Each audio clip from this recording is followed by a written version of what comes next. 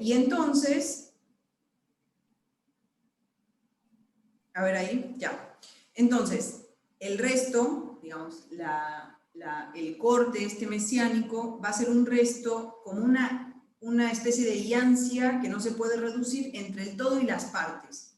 O sea, si lo pensamos lógicamente, podemos plantearlo como una negación de la negación, ¿no? Una división que se hace, en principio, judíos no judíos, y después según la carne, según el soplo, pero que no niega, o sea, digamos, la niega pero la conserva, ¿no? Y esto un poco lo vamos a ver también cuando veamos Hegel, ¿no? Pero entonces, lo que dice Agamben es que no se trata de un principio último, la llegada del Mesías no es un principio último que eliminaría las diferencias, ni de una diferencia última como fundamento de la división, ¿no?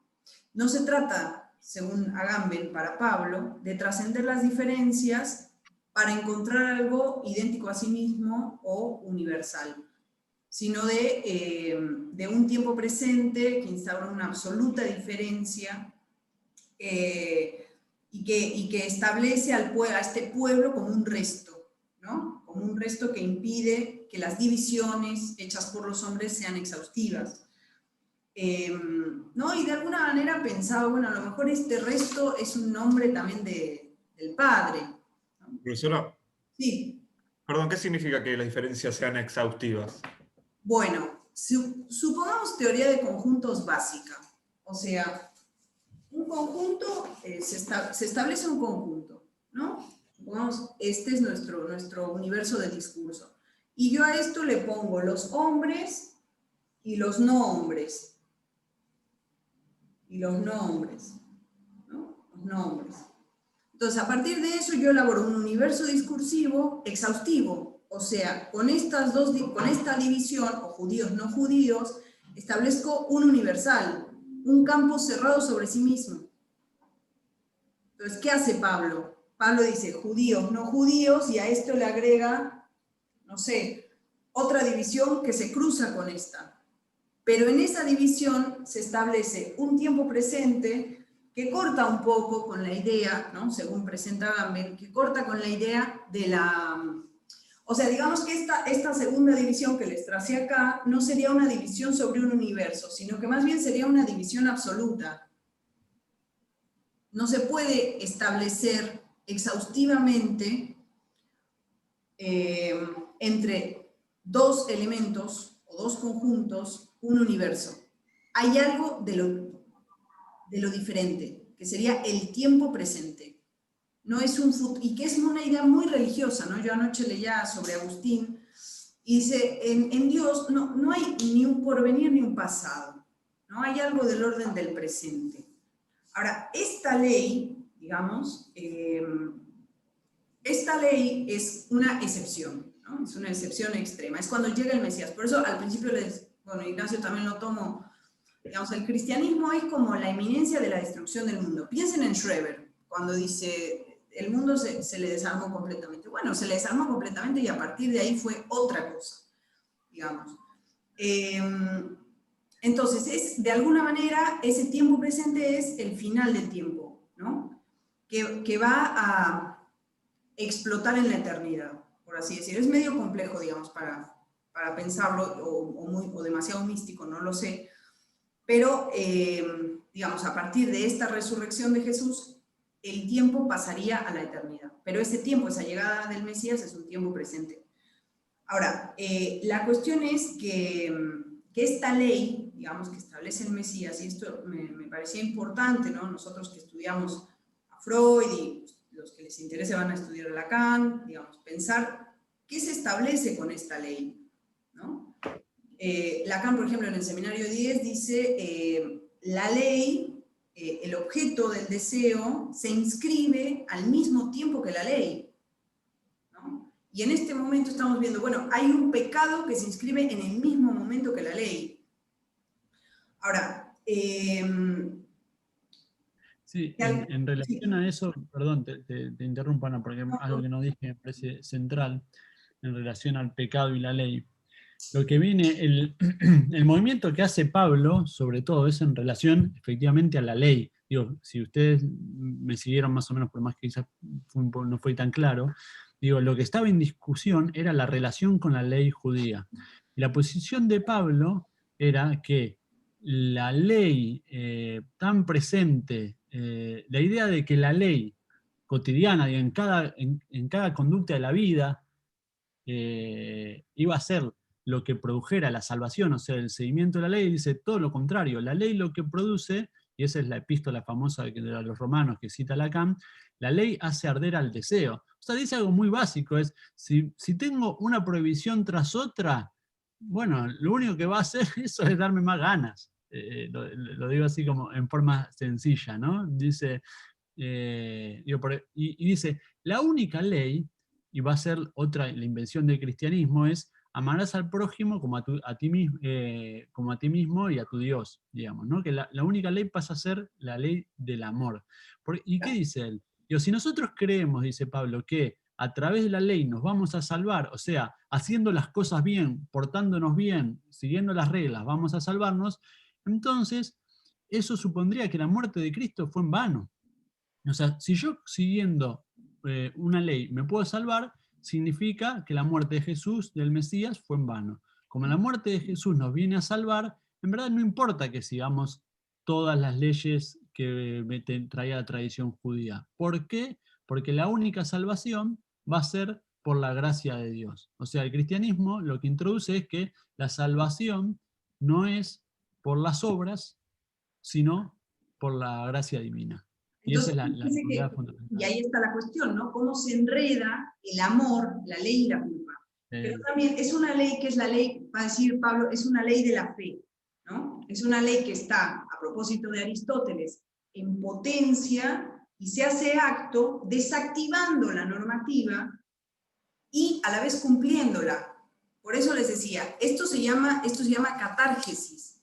Y es muy interesante, cuando veamos Hegel fundamentalmente, porque Lutero va a traducir esta catárgesis paulina como laufebum. ¿Qué es laufebum? Es suprimir, conservar y en el fondo levantar. O sea, es algo, digamos, que de alguna manera se nadifica. Ayer estaba leyendo una conferencia de otro filósofo francés que habla sobre la encarnación, ¿no? Que eran estos dos términos, ¿no? Que no tenían que ver con la filosofía, la encarnación y la Trinidad, que Lacan va a tomar la Trinidad, ¿no? Como una relación. Bueno, y decía esto, ¿no? De alguna manera hay algo del orden de lo que se nadifica. O sea, fíjense que ahí eso que se dividía entre judíos y no judíos, se divide en otra cosa, o sea, se niega esa división, pero a la vez se la conserva, se nadifica el ser, se conserva ese no ser para devenir otra vez ser, ¿no? Entonces, a través de Lutero traduce ese cumplimiento de la ley, de la fe, con el término aufeu, ¿no? Que es llevado al extremo, es el movimiento mismo del lenguaje. Eso lo va a decir Hegel. O sea, aufeu es el movimiento mismo del lenguaje. Es de transformar algo que es una certeza, judíos no judíos, en una nada, ¿no? Según el soplo, según la carne, y luego poder conservar esa nada transformando lo negativo en ser, el Mesías, ¿no? Entonces, tiene su complejidad, pero digamos, encuentra la plenitud en el Mesías. Nosotros podríamos preguntarnos qué se entiende ahí por plenitud, ¿no? Entonces, fíjense, les digo una cosita que dice, ya se los he nombrado, Koyev, a propósito de Hegel, dice: el cristiano quiere realizarse alcanzando un ideal, que mientras no esté realizado, se le revela como sentimiento de insuficiencia con dolor, ¿no? Piénsenlo en la neurosis contemporánea, ¿no? Siempre vivir la vida, dice Lacan, el neurótico vive la vida, una doble vida, su vida y la vida del ideal. Y dice, y sigue la cita de Koyev, pero desconoce que mientras siga siendo religioso no lo conseguirá, o sea, realizar el ideal. O en términos más hegelianos, seguirá siendo religioso hasta que no lo consiga. Bueno, de ahí Lacan va a hacer una transformación y va a decir: el ideal no se consigue nunca, despojémonos de eso y abramos paso al deseo, ¿no? Pero bueno, por eso les decía, si el cristianismo es un modo de vida ascético, que se desprende, digamos, de un determinado modo de satisfacción a partir de la carne, podríamos pensar ese ascetismo, digo, lo pueden pensar para el segundo parcial, de qué manera la neurosis vive también bajo este dogma del ascetismo. En relación a eso que decís, Ana, ¿por qué el cristiano no puede llegar al ideal? Porque el cristianismo pone en el centro de su doctrina el pecado original. O sea, el cristiano nunca puede dejar de ser un pecador por sí mismo. O sea, no hay nada que alguien pueda hacer. Es decir, no hay obra que uno pueda realizar, no hay ley que pueda seguir para subsanar el pecado original. Por eso que también generó tanto revuelo a lo largo de los siglos en el cristianismo. ¿Cómo puede ser que un recién nacido que no hizo nada igual esté atravesado por el pecado? Bueno, eso es una marca indeleble de la estructura. O sea, el cristianismo, atravesado por el pecado original, está imposibilitado de hacer una obra buena, finalmente, ¿no? Si llega, en todo caso, será por la gracia de Dios, por el otro, no por su esfuerzo, digamos. Es antimeritocrático, si se quiere, el cristianismo en ese punto. Claro, es como que constituye al sujeto el pecado original. Claro, es una marca una marca indeleble, ¿no? No se puede sacar de encima el pecado original. Y esa es la invención de Pablo. O sea, dice, ¿qué vamos a andar siguiendo leyes si ese es tener la idea de que nosotros nos podemos salvar por nuestros propios méritos y nosotros estamos atravesados por el pecado? El que nos puede salvar y el que nos salvó es Jesús en la cruz.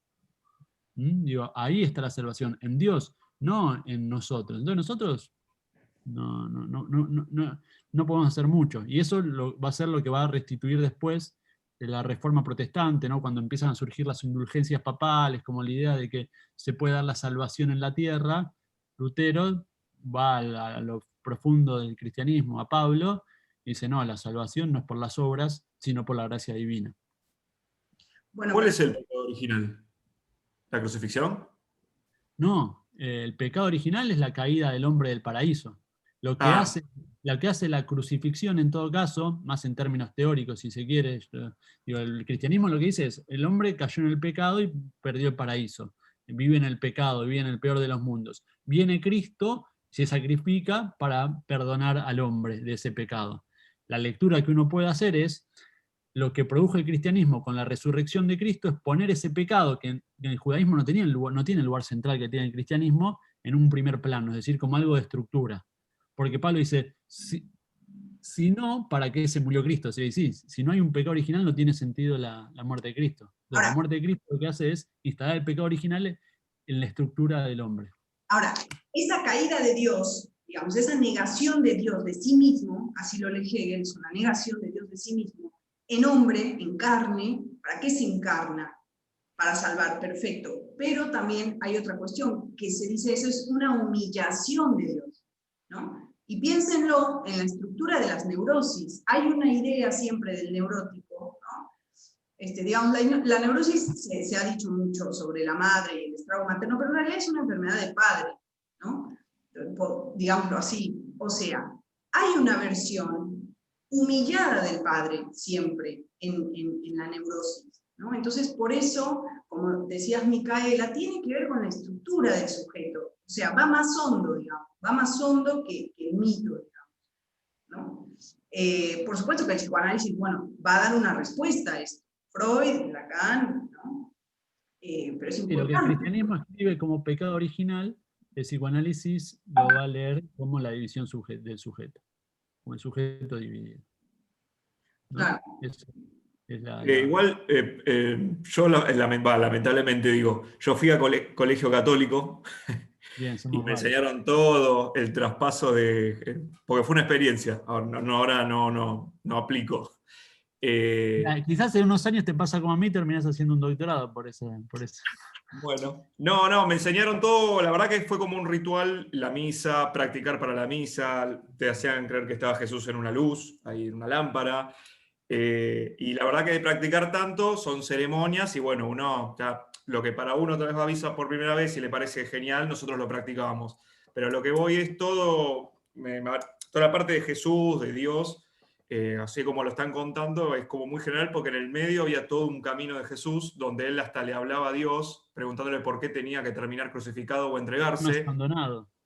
Casi te diría que en la historia más profunda él se arrepiente, tiene miedo, no quiere que lo maten, porque le llora obviamente a su padre. Por eso tal vez a mí se me es difícil personificar a Dios con Jesús, porque eran como dos personas distintas. En un Sí, pero momento. ahí tenés la estructura. Sí. No, ese es el centro de lo que se llama de la estructura trinitaria del cristianismo. Y lo que marca esa escena que vos muy bien nombrás, que generó muchos problemas y mucho pensamiento en relación a la teología, en la escena en que Jesús mira al cielo y dice, Padre, Padre, ¿por qué me has abandonado?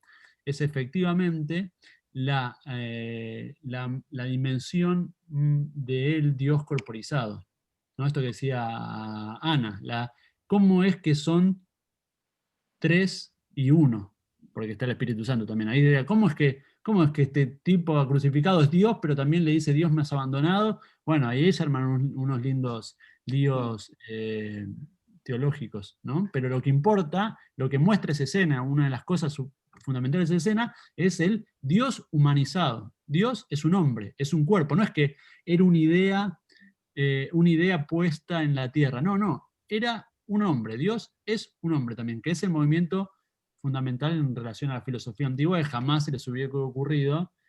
O sea, los dioses estaban un poco humanizados, pero no eran hombres. O sea, el cristianismo tiene un Dios mucho más abstracto, pero tiene otro que es directamente humano, no es como humanizado como los dioses del Olimpo, digamos. Claro, que eran como personas, pero con poderes, Pero pongámosle. dioses, claro. Este es un Dios que es Dios y que se encarna. Está en hombre. humanizado, con miedos. Hecho hombre, hecho carne, porque la carne de Dios era carne de verdad. No era como una personificación, era hombre de verdad. No era Daphne, ¿no? Pero digo, Claro, no estaba disfrazado de hombre. claro. Pero eso es todo un lío, es un recontralío teológico para pensarlo. Ahora, si lo pensamos en las neurosis, piénsenlo, o sea, la neurosis obsesiva.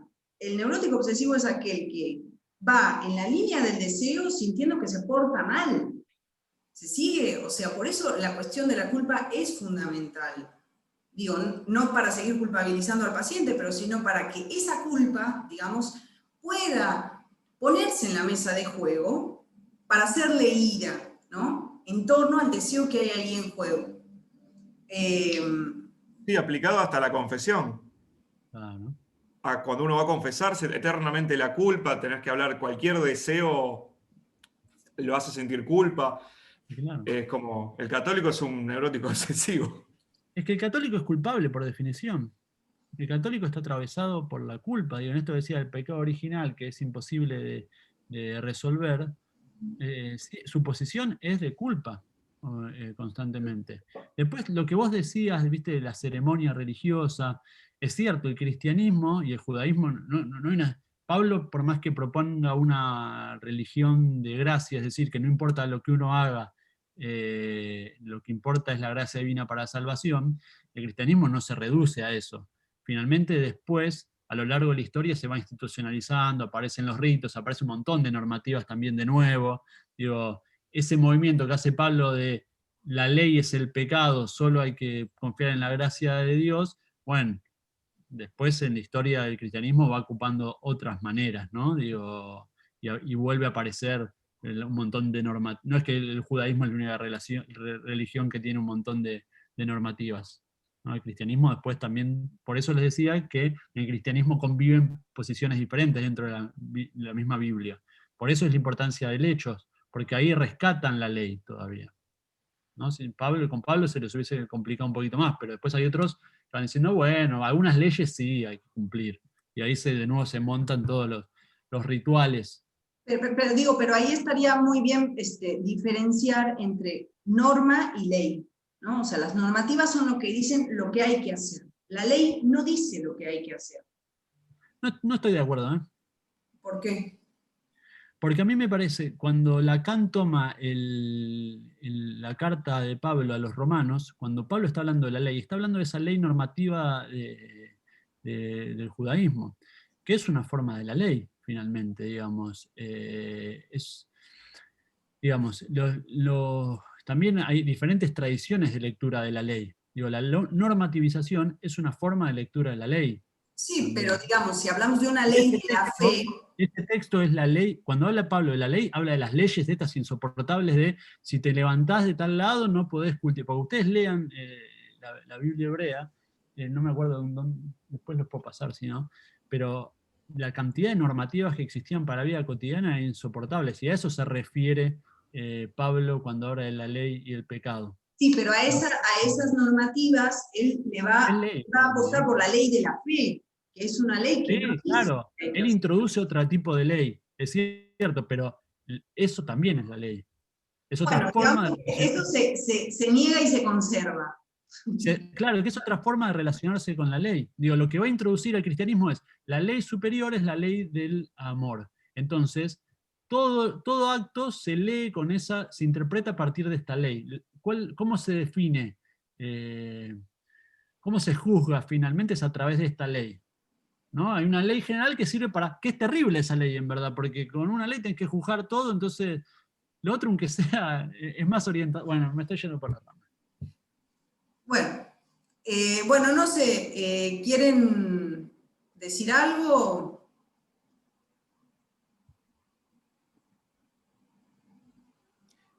Sí, pero anterior. El tiempo presente que establece un resto donde las diferencias son exhaustivas, había mencionado, ¿no? Donde las diferencias no son exhaustivas. Ah, está bien, me parecía mal lo que estaba escribiendo. Claro. Y que el tiempo es eterno. Ese tiempo presente, el tiempo de la llegada, como decía Ignacio, o sea, está como que pensaban que en algún momento iba a llegar este Mesías. Ese tiempo presente de la llegada del Mesías va a tener con posterioridad, va a instaurar la eternidad, digamos. Para mí, para pensarlo más sencillo, es, digo, para que resulte más fácil, aunque lo estoy banalizando un poco, hay que pensar que era una secta escatológica que decían, el final de los tiempos se acerca, y de pronto el final de los tiempos no se acercaba para nada. Entonces, bueno, tiene que haber una reformulación del lugar del tiempo, necesariamente ahí.